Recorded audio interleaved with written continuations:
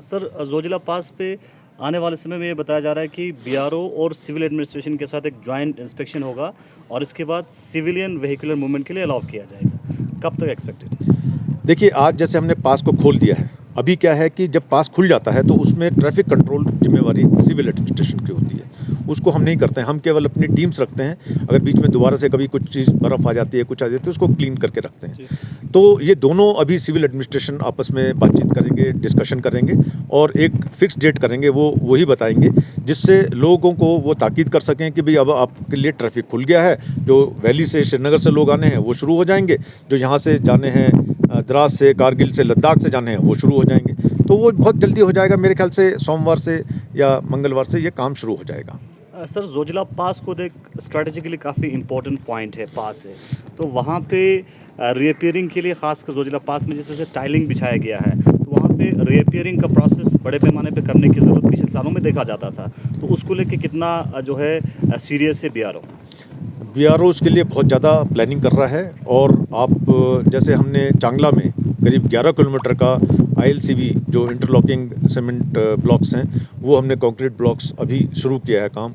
उसी तरीके से हम जोजिला पे अब इस जैसे ही वर्किंग सीजन खुलेगा उस पर शुरू करेंगे और फर्स्ट फेज़ में मीनमर्ग तक जो है काम करेंगे विजायक प्रोजेक्ट, और दूसरी तरफ भी हम इस तरह से करेंगे जिससे जो बर्फ़ पड़ता है तो उससे सड़क को थोड़ा डैमेज होता है, लेकिन जब हम इंटरलॉकिंग ब्लॉक्स लगाएंगे तो उससे डैमेज भी कम होगा और स्नो क्लियरेंस में भी मदद मिलेगा। लास्ट ईयर से हमें देखने को मिला है जोजिला पास के ओपनिंग एंड क्लोजर को लेके किस तरह की मैसेज आप लद्दाख के लोगों को देना चाहेंगे, क्योंकि जोजिला पास जो है वो लाइफलाइन फॉर लद्दाख कहा जाता है। देखिए, जैसे आपने बोला कि लद्दाख जो है पिछले 60 सालों से जब से बीआरओ आया है तकरीबन 6 महीने के लिए बंद रहता था।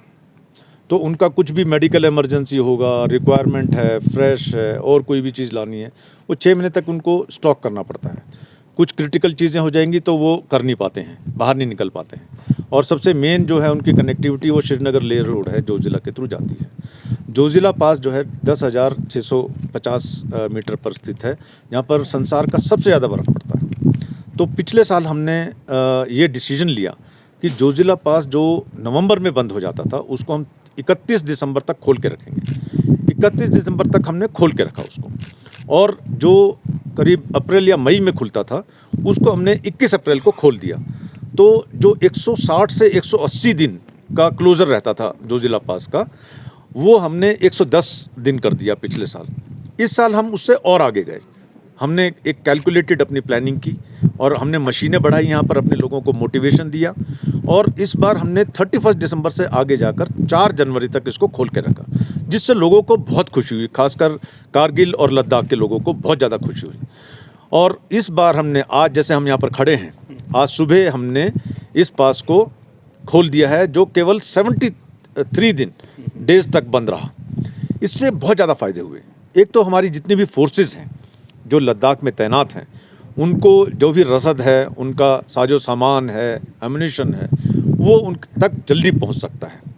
वो ज़्यादातर चीज़ें जो जाती थी वो उनको बाई एयर जाती थी, उससे सरकार का भी काफ़ी पैसा खर्च होता है। जो हमने एक स्टडी की है वो ये है कि अगर ये पास जल्दी खुल जाता है तो हम हर दिन 1 दिन में 7 करोड़ रुपए गवर्नमेंट का बचाते हैं। तो आप ये सोचिए, जो 180 दिन से हम 73 दिन लेके आ गए। पिछले साल में हमने जो स्टडी की उससे हम करीब 400 साढ़े 400 करोड़ का जो सेविंग कर पाए। इस बार अगर हम उसको एक्स्ट्रापोलेट करें तो तकरीबन हम 550-600 करोड़ बचा पाएंगे इसको इस्तेमाल जब ये रोड होगा। दूसरा, सिक्योरिटी फोर्सेस के अलावा जो लोग लद्दाख के लोग हैं, खासकर कारगिल के लोग हैं, जो बिल्कुल कट ऑफ हो जाते हैं, आगे जा नहीं पाते हैं, उनको चीज़ें नहीं मिलता है, तो वो बहुत खुश हैं उससे। उनका ट्रेड कॉमर्स, जो अपनी चीज़ें हैं जो बेचते हैं, और अभी आपको मालूम है कि अभी रमज़ान आने वाला है 2 अप्रैल से, तो उससे पहले खुल गया है। उनको बहुत चीज़ें चाहिए होता है अपना रमज़ान के टाइम पे, वो उनको टाइम से मिलेगा, वो सारा वैली से आता है। तो इससे ना केवल सोशो इकोनॉमिक अपग्रेडेशन हो रहा है, बल्कि एक खुशहाली, जो हैप्पीनेस इंडेक्स है, वो लद्दाख का, कारगिल के लोगों का बहुत ज़्यादा बढ़ रहा है। तो ये बहुत बड़ी बात है। सर, एम्प्लॉयमेंट जो जनरेशन यहाँ पे खासकर प्रोजेक्ट विजायक हो, प्रोजेक्ट हिमंग हो, और अभी एक नया प्रोजेक्ट आप लोगों ने ज़ांस्कार में जो ओपन किया है सर, तो लोकल एम्प्लॉयमेंट जनरेशन के लिए कैसे आप लोग इस पे फोकस कर रहे हैं सर? देखिए, जैसे आपको मालूम है 1 अक्टूबर पिछले साल 2021 को हमारे honourable lieutenant governor of Ladakh UT ने तुर्तुक से 5 सड़कों का इनॉग्रेशन किया। उन 5 सड़कों के साथ में 2 टनल भी था।